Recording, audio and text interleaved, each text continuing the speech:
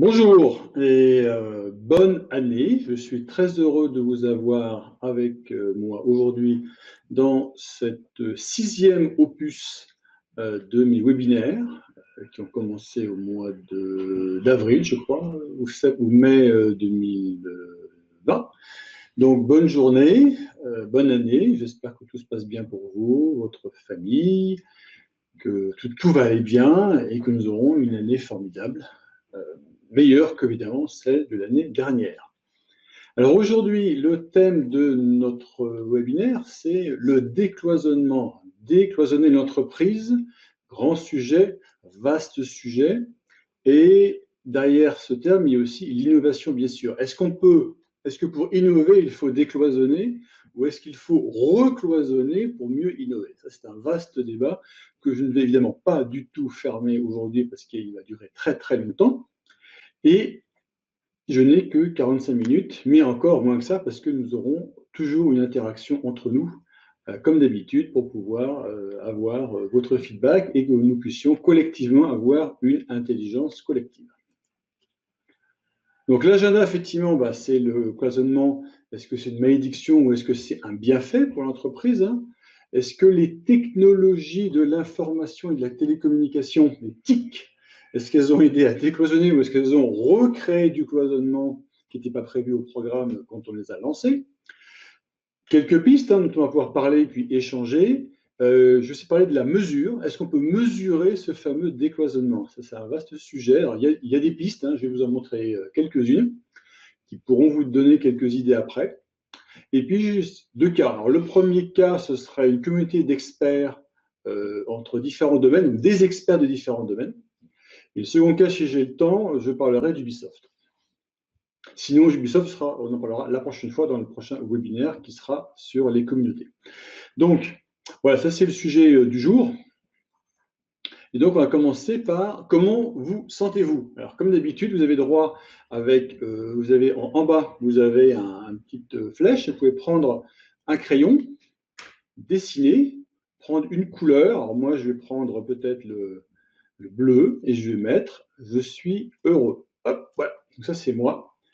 À vous de jouer. Allez en bas, prenez une petite flèche et c'est juste un moyen de casser la glace, hein, pour pouvoir avoir votre feedback. Non pas comment allez-vous, je vous rappelle toujours la phrase clé, c'est pas comment allez-vous dans une réunion avec vos collègues, c'est comment, ou vos amis, c'est comment vous sentez-vous. C'est bien plus profond. Donc le comment vous sentez-vous, ça appelle à une interaction où les gens vont dire ce qu'ils vraiment ressentent. Et pas le fameux comment vas-tu? Très bien, merci, et toi? Et on se fout complètement de la réponse de l'autre. Le comment vous sentez-vous vous oblige à être à l'écoute de l'autre.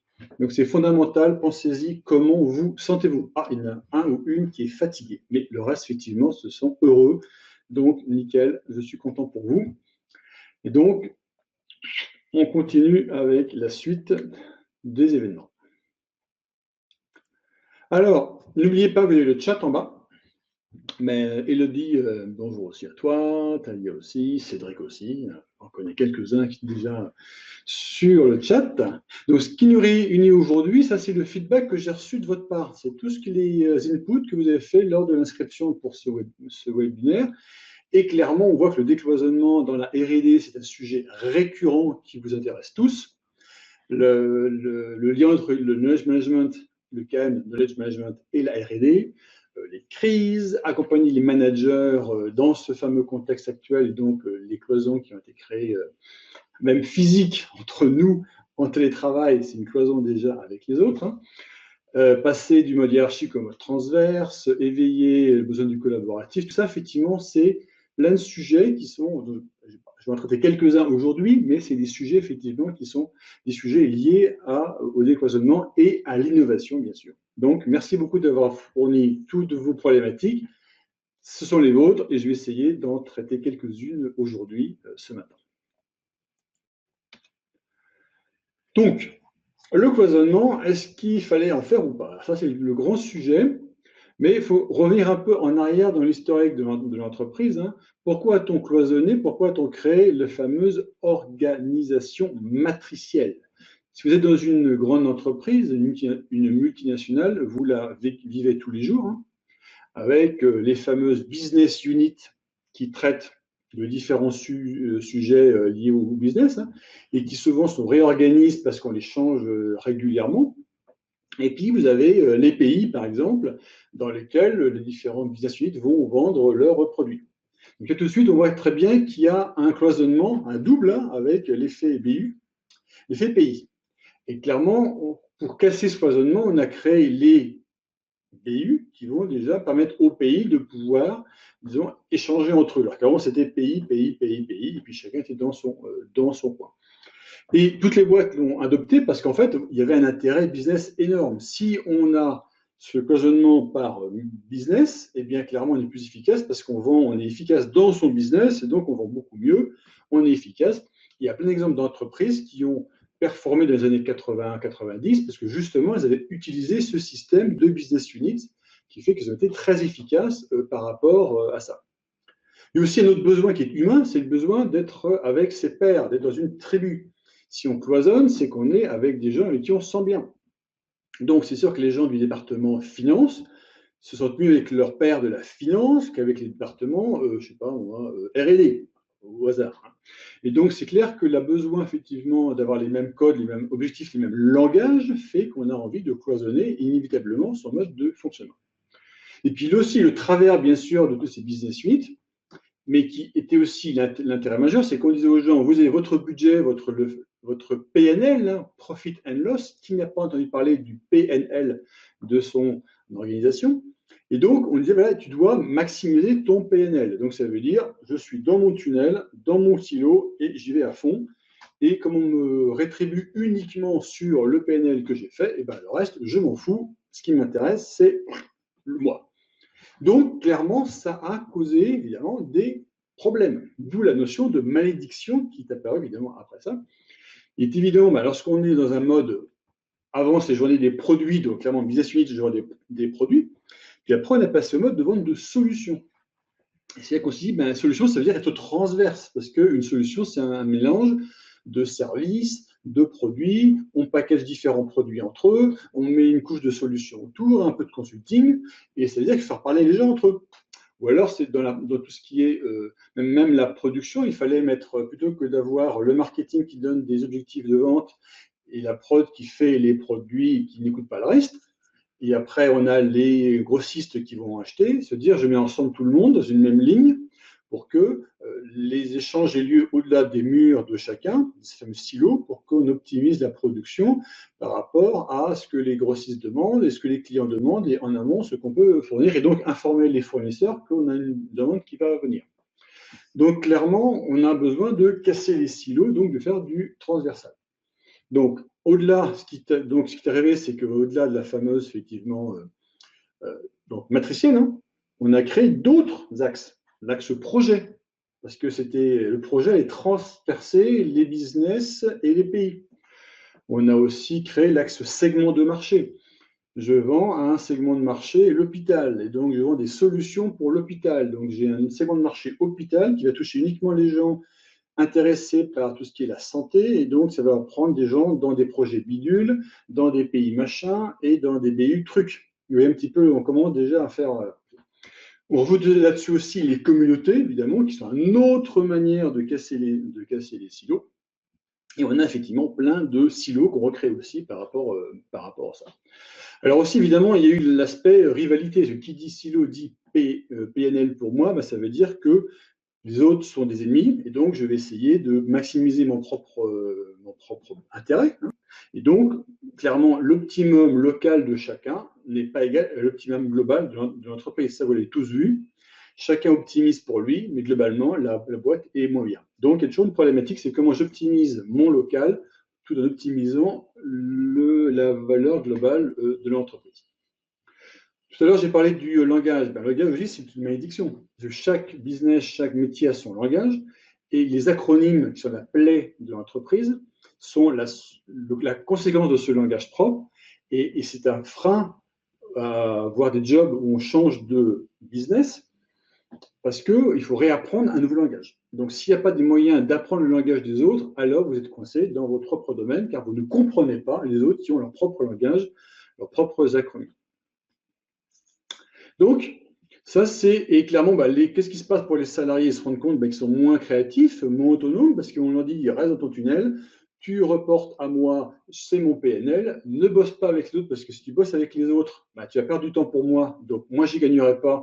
Eux, en face, ils vont y gagner, ils auront leur PNL à eux et pas le mien, donc toi, tu restes avec moi, tu bosses que avec moi, et je t'interdis de travailler avec les autres.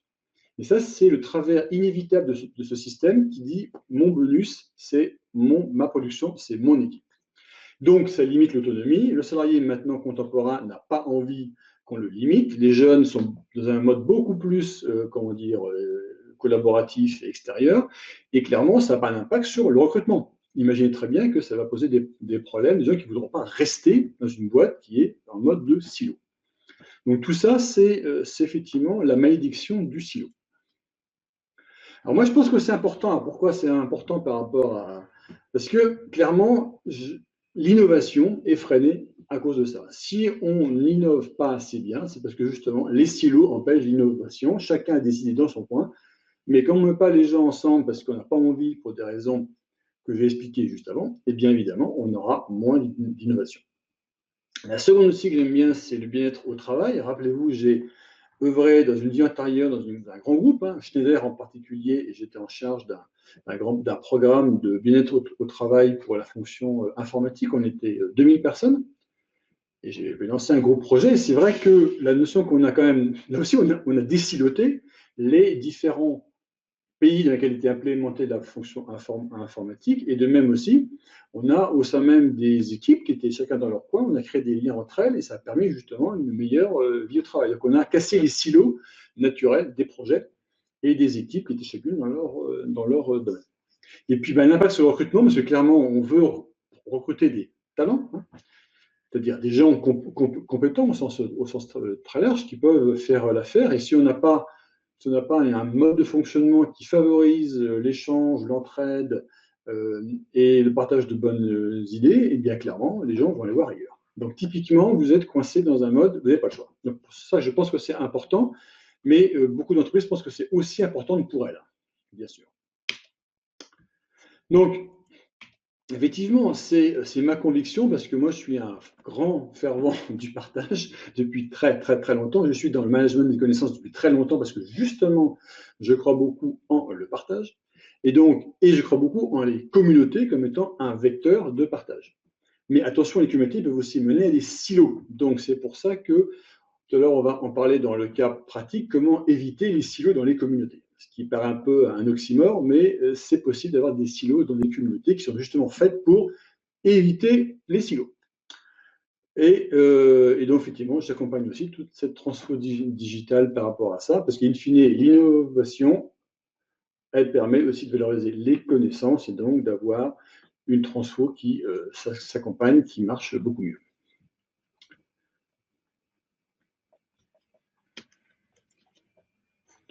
Donc cette masterclass, si vous me suivez depuis plusieurs mois, c'est la 6e. On parle de décloisonnement. Il y a d'autres avant qui sont disponibles en replay sur mon site web, amalté.com. Et vous avez effectivement la prochaine qui va venir, qui va traiter des communautés pour accélérer l'innovation. On va faire un focus communauté et innovation, qui est un sujet récurrent, mais en même temps qui est un sujet intéressant de voir comment est-ce qu'on peut aider l'innovation via des communautés de pratique, communautés d'innovation qui permettent de faire ça. Mais ça, c'est le sujet prochain, donc je ne vais pas du tout en parler maintenant. Voilà. Donc maintenant, si vous voulez effectivement en savoir plus, échanger avec moi justement sur des retours d'expérience, sur les différents sujets dont j'ai parlé juste avant, d'expérience pratique, de ce que j'ai vu chez des clients, de ce que les gens que je connais ont vu chez des clients, et qui m'ont raconté, où il y a aussi des rex d'universitaires sur ces différents sujets, du cloisonnement par exemple et d'autres. N'hésitez pas, vous me contactez, vous prenez rendez-vous là-haut, il y a un petit pointeur marqué cliquez ici, vous cliquez là et prenez rendez-vous avec moi, une demi-heure, 45 minutes, et on pourra discuter sur votre problématique, votre cas concret. Et puis, je vous donnerai quelques exemples, un feedback, un éclairage pour vous permettre d'avancer plus loin dans votre démarche. N'hésitez pas, c'est gratuit. Vous me contactez, il n'y a aucun problème. Mon agenda est disponible dans la prise de rendez-vous, donc vous pouvez prendre un moment, clic, et puis voilà. Donc très facile, parce qu'effectivement, de par mon expérience passée et de par des contacts que j'ai pas mal d'inputs sur beaucoup d'expériences qui existent ailleurs. Certains d'ailleurs en ligne peuvent le témoigner, hein, que ce soit Elodie par exemple. Elodie avait besoin de trouver des speakers sur des sujets précis. Je connais beaucoup de monde, je trouvais des speakers capables de pouvoir parler sur un sujet, parce que justement, je connais beaucoup de gens. Donc c'est très utile. Donc maintenant, l'éthique, les fameuses technologies de l'information et de la communication. Donc ça, c'est, on s'est dit, à un moment, l'éthique, effectivement, ça, oui, sans aucun problème pour ça. C'est effectivement, on a pensé effectivement à un moment que l'éthique allait décloisonner. Ça, c'était clair. Et parce qu'in fine, d'abord, c'est de l'information.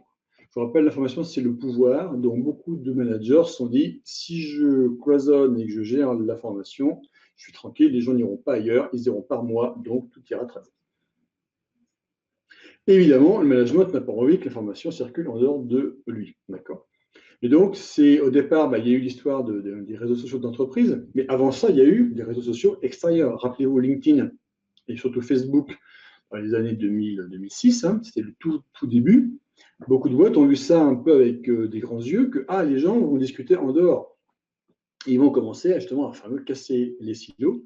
Et donc, il y a une espèce de récupération de l'entreprise qui dit, voilà, je vais récupérer cette notion de TIC en mettant en interne d'abord des outils collaboratifs. Hein. Donc, on a formalisé la collaboration. Donc, évidemment, recloisonnant les projets, un projet, tac, tac, tac, bien fermé dans une boîte parce que c'est confidentiel, parce que. Et quand on remarque, c'est très marrant d'ailleurs, je ne sais pas si vous voyez sur des sites, je ne sais pas si vous avez chez vous SharePoint par exemple, ou Teams, ou Slack ou d'autres, hein, la tendance naturelle des gens, même Yammer ou d'autres outils collaboratifs, réseau social, c'est de cloisonner. On dit créer un groupe de discussion, un groupe Yammer ou autre, généralement dans une boîte, il n'y a qu'un tiers des groupes Yammer qui sont ouverts. Les 2 tiers sont fermés. Les gens cloisonnent en estimant que ce qu'ils vont échanger entre eux est confidentiel et entre nous. Et c'est pareil, dans beaucoup de cas, les gens ont un mental de cloisonnement par défaut. C'est très, très, très typique. Donc l'éthique permet ce cloisonnement. Et s'il n'y a pas de règles qui justement inversent ça, eh bien naturellement on va cloisonner. Et donc on va faire plein de cloisons. Et ça, je pense que vous le voyez chez vous. Il y a des milliers de sites collaboratifs qui ont été créés parce que justement on peut le faire, donc on en crée plein. Et donc ça crée une espèce de surcharge cognitive parce qu'il y a plein de sites créés. On ne sait pas où ils sont, on ne sait pas ce qu'il y a à l'intérieur et les gens sont perdus. D'accord. Donc c'est vraiment hyper important de dire, malheureusement, les TIC ont effectivement créé ça. Le RSE aussi a permis de créer du lien, les fameux réseaux sociaux d'entreprise. Et là encore, tout ce millefeuille qu'on a créé effectivement avec le collaboratif, les projets, etc., a fait que moi, l'employé, je ne sais pas où chercher. Quand je cherche une référence, un document, quelque chose, je dois aller partout parce qu'il y a plein d'endroits qui me sont fermés. Donc, je dois demander un peu partout où est l'information, où trouver les choses.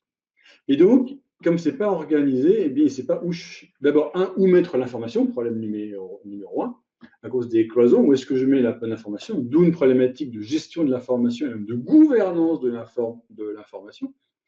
Gouvernance documentaire, même gouvernance d'archivage, si on veut aller plus loin, pour l'archivage managérial. Et puis, la notion effectivement de technologie. J'ai plein de technos partout parce que chacun s'est mis sa petite techno parce que c'était plus efficace que l'autre. Donc, vous avez droit à plein d'outils collaboratifs, plein de trucs sur le web permettant de faire de la gestion de projet, le calendrier, du brainstorming, et après, on ne sait pas trop où aller. Donc, clairement, on a recréé des silos parce que, en plus, chaque application, évidemment, est totalement cloisonnée. Si vous allez sur un outil collaboratif A, il n'est pas interopérable avec l'outil collaboratif B. Ça fait depuis plus de 20 ans qu'on se dit qu'on devrait collaborer et interopérable, par exemple, les réseaux sociaux de LinkedIn, Facebook, WhatsApp ou d'autres pour qu'on puisse aller de l'un vers l'autre facilement. Eh bien non, il n'y a aucun intérêt à le faire. Le seul truc interopérable qui existe encore, c'est le mail. C'est le seul outil qui marche partout. À part le mail, rien n'est interopérable. C'est une volonté de ces éditeurs. Et nous, en tant que personnes qui utilisons, nous sommes pénalisés.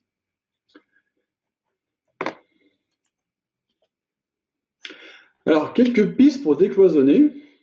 J'en ai pris 3. C'était la fédération autour d'enjeux communs. C'est clair que si vous êtes dans une entreprise, les gens sont dans des silos.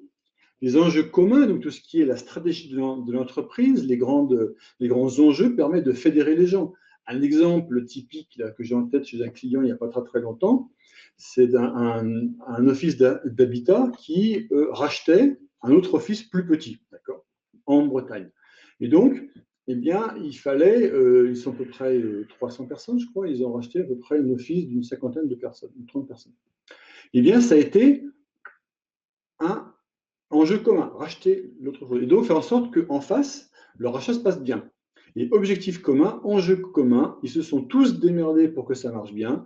Chaque fonction, chaque business s'est dit, je vais aider les gens en face.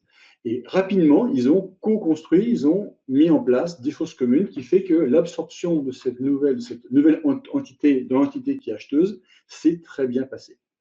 Mais là, ça a été effectivement enjeu commun et là, clairement, tout le monde est toujours prêt pour pouvoir avancer. Donc, il faut créer des fameux enjeux communs. Et il ne sont effectivement d'objectifs partagés, donc ça, je viens d'en parler. Et c'est là aussi où je parle du terme qui s'appelle la hiérarchie horizontale. Que c'est une hiérarchie verticale, hein, donc les BU, les pays, tout ça. Et qu'est-ce que c'est qu'une hiérarchie horizontale? C'est justement les fameux contrepoints. C'est les communautés, par exemple, est une hiérarchie horizontale qui transverse à tout le monde. Il n'y a pas de notion de chef au-dessus. C'est totalement plat. Ou vous avez aussi les métiers. C'est aussi une hiérarchie totalement plate dans une entreprise qui peut être le même métier entre différents pays, par exemple, différents sites. Donc, ou même tout ce qui est les grands domaines, par exemple, d'intervention. Donc ça, c'est totalement, effectivement, ahiérarchique. Donc ça, effectivement, si on a ces grands domaines ou ces grandes communautés ou ces grands, disons, métiers qui sont transversales, alors ça réduit le coût de transaction parce que les gens peuvent échanger beaucoup plus facilement sans passer par le haut et redescendre. La plaie, c'est de demander au chef, qui demande au chef, qui demande au chef, traverse le silo et redescend sous-chef pour aller jusqu'en bas, quoi. Donc clairement, il faut enjeu commun, c'est très pratique. Alors les liens effectivement entre entités, c'est le deuxième. Hein. Tout ce qui est effectivement usage commun d'informations, d'où les fameux RSE, réseau social d'entreprise, les wikis d'entreprise, vous pouvez mettre en commun par exemple du vocabulaire.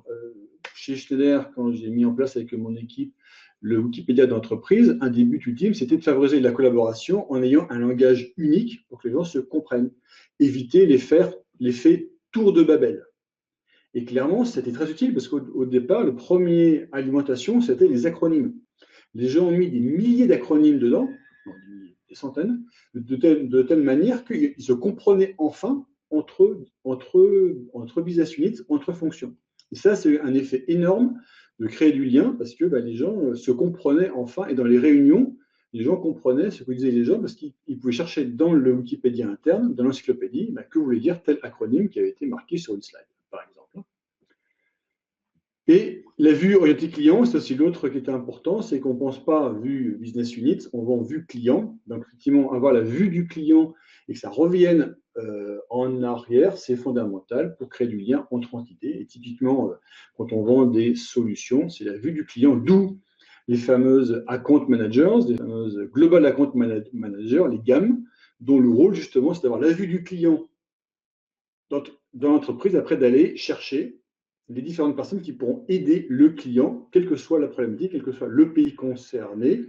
Donc, la vue client, c'est fondamental. Il y aura des gammes dans une entreprise assez grosse. Les Global Account Managers, c'est fondamental pour avoir ce lien entre entités. Par contre, ce n'est pas un job facile. J'en connais, ce n'est pas facile. Et puis, le dernier, effectivement, c'est l'expérimentation. C'est collaborer, c'est que les équipes se connaissent mieux. Donc, il faut faire des projets, des mini-projets inter-entités, inter-business, permettre de pouvoir avoir que les gens se connaissent parce qu'ils vont travailler ensemble. Et si on bosse ensemble, on a une confiance qui se crée et on se connaît. Et si on se connaît, évidemment, on est après, on va beaucoup plus collaborer. Donc, la collaboration spontanée autour de projets ou de petits objectifs ou d'entraide, effectivement, c'est fondamental par rapport à ça. Alors, une question qui peut se poser, c'est comment est-ce que je vais mesurer le fameux décloisonnement? Parce que là, j'en ai parlé, mais c'est pas simple.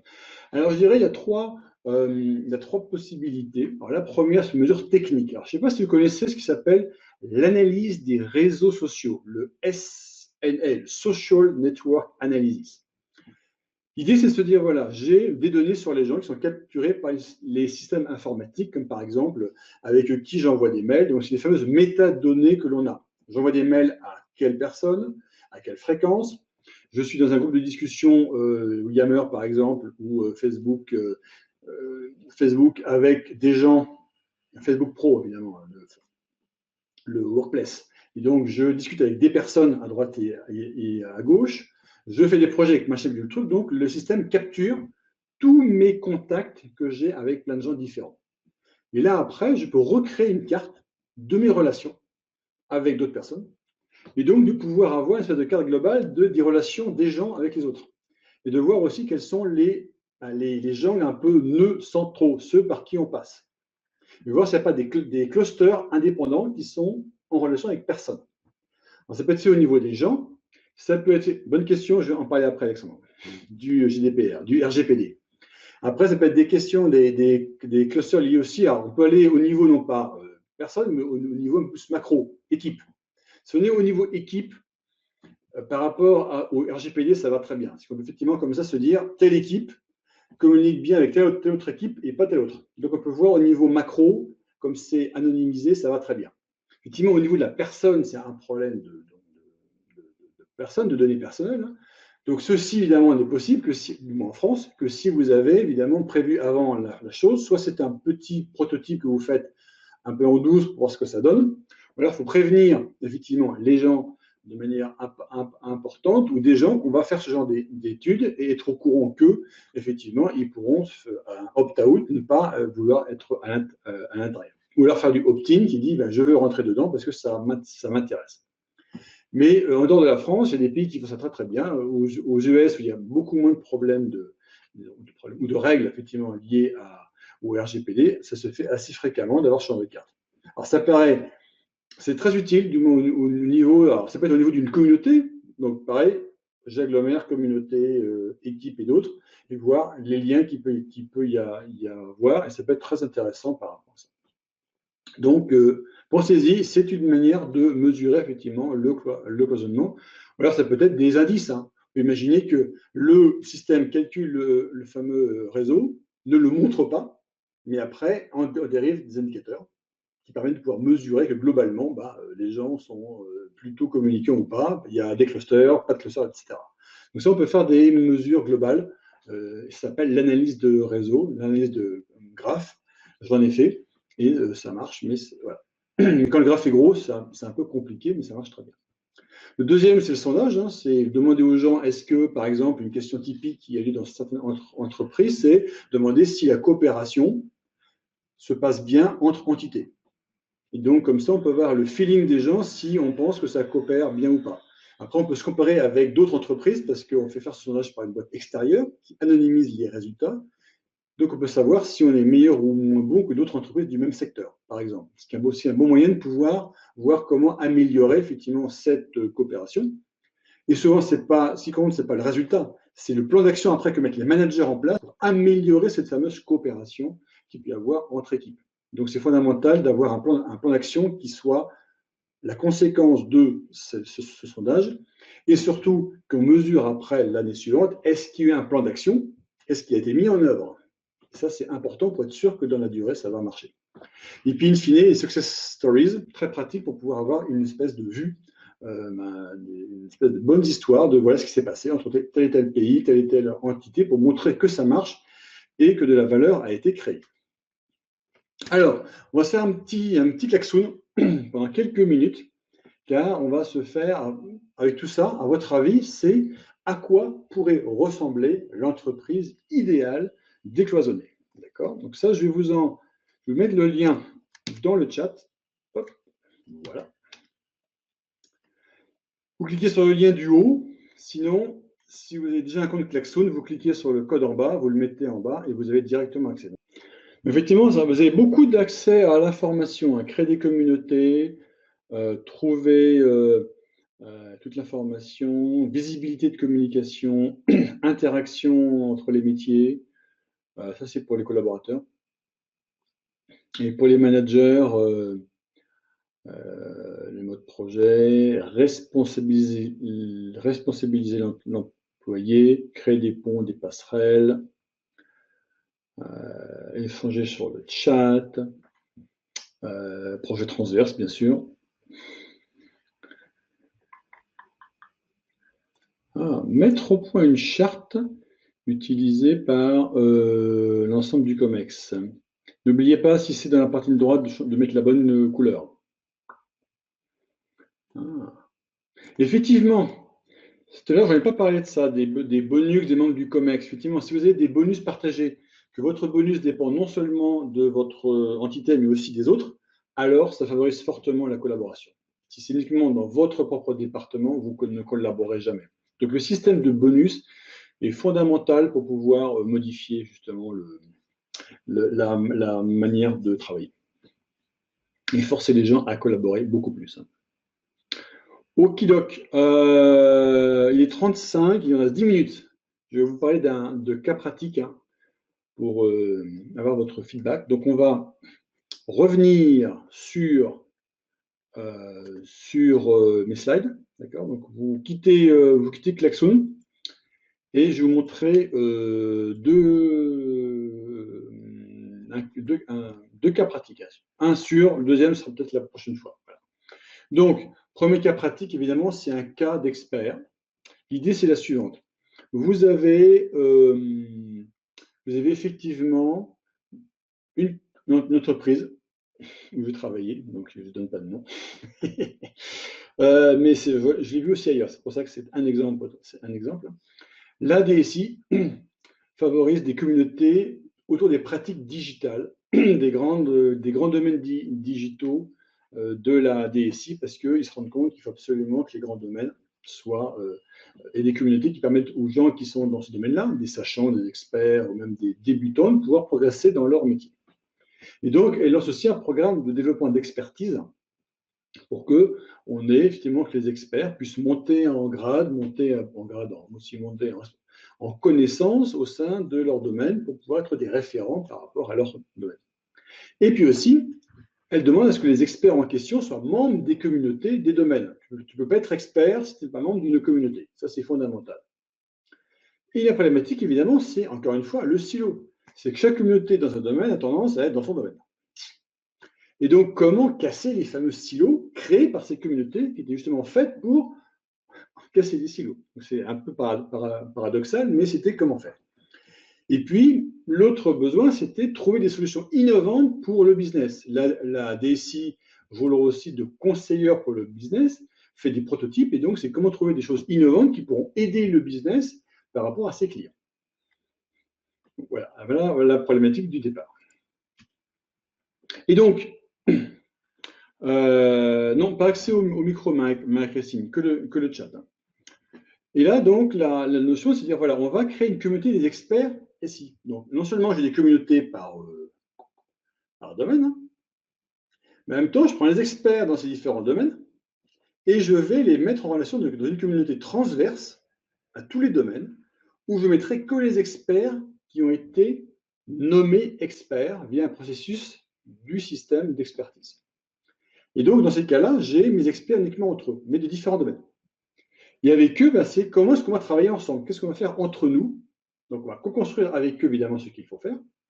On va, comme toute communauté, ritualiser les interactions entre les experts tous les mois, par exemple, tous les 2 mois, via des webinaires ou d'autres. Et puis, demander au management, avez-vous des problèmes difficiles, transverses, que vous voudriez demander aux experts de répondre? Parce qu'un expert, il adore creuser des sujets difficiles. Donc, si vous leur dites, il y a un projet, une problématique un peu transverse qui mélange différents domaines et auquel je n'ai pas de réponse, eh bien, ils vont adorer se jeter dessus. Et donc, leur dire, voilà, il y a des problématiques que le management nous a demander. Qui est intéressé pour travailler dessus? C'est pas vous devez aller dessus. Non, non, c'est qui est intéressé à travailler dessus. Et si on va sur l'intérêt et la passion, les gens sont prêts à passer du temps sur ça. Et donc, les experts ont bossé par petites équipes sur différents projets transverses qui après ont été évidemment montrés au management, ce qui permet de reconnaître la contribution des experts parce qu'ils ont été rendus visibles. C'est plus la personne planquée au fond de sa cave, son garage, ou dans l'open space, ou dans son cubicle quelque part. C'est quelqu'un qui a fait des choses et que donc ils ont résolu un problème compliqué à plusieurs et donc on les met en avant. Et ça, il faut tout de suite prévoir la mise en avant des experts. Et donc, après, qu'est-ce qu'il y a eu comme bénéfice? Bien, effectivement, à des échanges et de la connaissance, disons, développée évidemment entre ces personnes-là, parce qu'évidemment, comme ils étaient experts, eh bien, ils ont pu apprendre des autres. Et quand on apprend des autres, typiquement, eh bien, on devient meilleur sur son métier. Donc, d'un seul coup, ça a été effectivement, je suis devenu meilleur. Et puis, la seconde, c'était aussi produire des idées nouvelles. Qui dit effectivement solutions innovantes, idées nouvelles. Voilà. L'engagement, ils étaient demandés, leur chef leur demandait de creuser des sujets compliqués. D'un seul coup, c'était OK, effectivement, j'ai envie d'en être, je suis engagé avec vous, donc j'ai envie d'être plus. J'ai envie de rester, quoi. En gros, les problèmes, c'est garder les talents. Si vous les engagez et qu'ils ont envie de rester parce que ça leur plaît, ils n'iront pas voir ailleurs. Donc, si vous voulez garder vos talents, il faut évidemment les stimuler. Et puis, la filière expert qui a été lancée a été reconnue encore plus parce qu'on a vu que grâce à ça, les experts ont pu rester, se sont améliorés parce que le système de communauté d'experts transverses a favorisé la filière expert au sein de la DSI. Alors évidemment, il y a quand même 2 points à avoir en tête. Le premier, c'est la communauté est une démarche quand même en plus. Faire ces mini-projets, c'est une démarche quand même en plus. Il ne faut pas rajouter des démarches sur d'autres démarches. Donc, il faut les mettre dans le flux de ça. Alors, Myriam, non, c'était les experts entre eux, c'était sur des sujets. Après, l'expert peut aller demander ailleurs, mais c'était un projet entre experts. Après, ensuite, à eux d'aller voir ailleurs d'autres inputs pouvaient avoir lieu. Mais le projet, c'était vraiment de casser les silos entre communautés d'expertise via les experts entre eux. Dans le cadre du programme, effectivement, de la filière expert. Car c'est du cassage de silos dans des silos qui étaient faits pour casser des silos. C'est carrément le second niveau du cassage de silos. Et puis, évidemment, c'est éviter la problématique du corps de métier. Dans beaucoup d'entreprises, les corps de métier avaient tendance un petit peu à être enfermés entre eux et à vouloir faire du mandarinat. Donc, effectivement, éviter ça. Le mandarinat, c'est très, très dommageable pour l'entreprise. Il y a des boîtes que je connais qui ont cassé justement certains métiers, ont créé des BU pour justement éviter, ont réparti les gens dans des métiers, dans des BU pour éviter que le métier devienne un propre mandarinat avec son pouvoir qui aurait pu être détrimental à l'ensemble de l'entreprise. Alors, il me reste quelques minutes. J'aimerais votre feedback.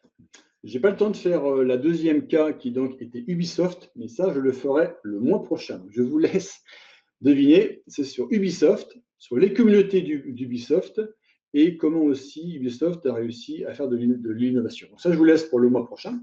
Mais entre-temps, votre feedback m'intéresse beaucoup, donc j'ai mis un lien juste là dans le chat. Vous cliquez dessus et donc, pendant que je finis de parler, il vous reste 2 minutes. Vous avez 3 questions toutes simples qui m'intéressent pour améliorer mon prochain webinaire du mois de février, car ça s'appelle de l'amélioration continue. Alors, c'est contre-productif car le pire silo est de positionner l'utilisateur d'entreprise. Nanana, voilà, expert. Alors, effectivement, c'est une bonne remarque, ce que vous dites, Myriam. Mais l'idée, quand même, c'était de se dire, c'est des problématiques un peu techniques quand même.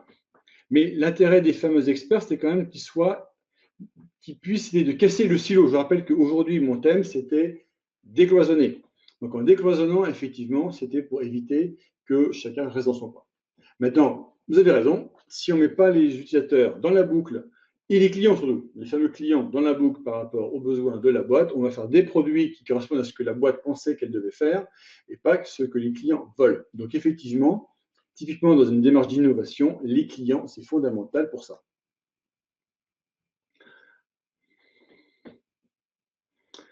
Ah, Myriam, j'ai appris le codage et j'ai pris conscience des silos. Quel est le lien entre le codage et les silos?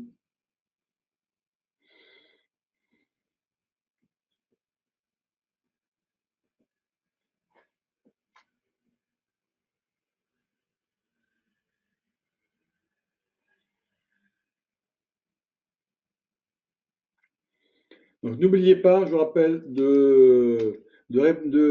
comment dire, de faire votre petit feedback par rapport à mon séminaire. Ce serait sympa. Ça me permettrait d'améliorer justement le prochain séminaire. Là, j'ai eu 3 réponses, hein. Vous étiez quand même un peu plus nombreux que ça. Ce serait sympa de pouvoir euh, en avoir un petit peu plus. Ce serait gentil. Bah, merci Jean-Paul, merci Myriam, merci Talia, Cédric, Marie-Christine, Alexandre qui vient de partir, Elodie, tous ceux qui ont parlé, Cédric.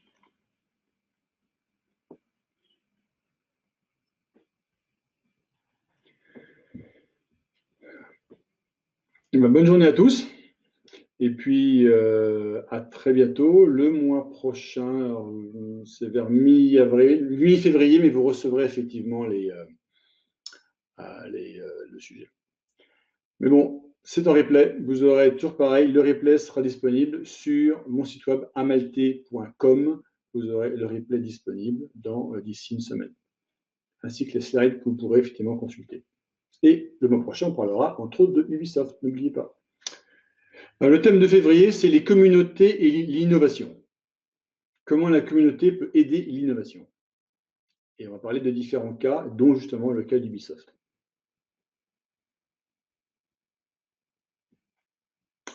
Eh bien, bonne année aussi. Merci Nicoletta.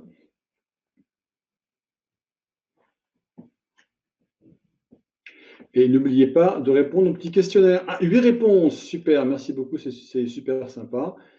Et je regarde le résultat.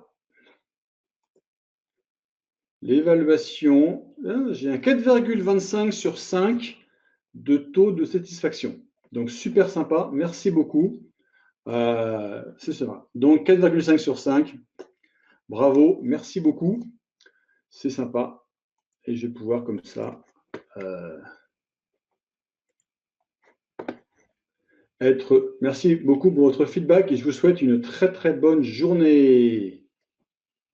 Oui, 45 minutes, je sais que c'est un petit peu court. Mais bon, j'ai pas le choix. Donc voilà, voilà. Allez, bonne journée et au mois prochain.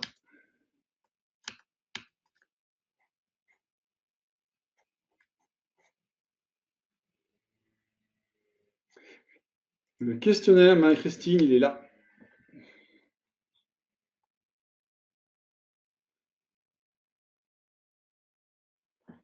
Si c'est frustrant, n'hésitez pas, contactez-moi, prenez rendez-vous et vous en saurez plus.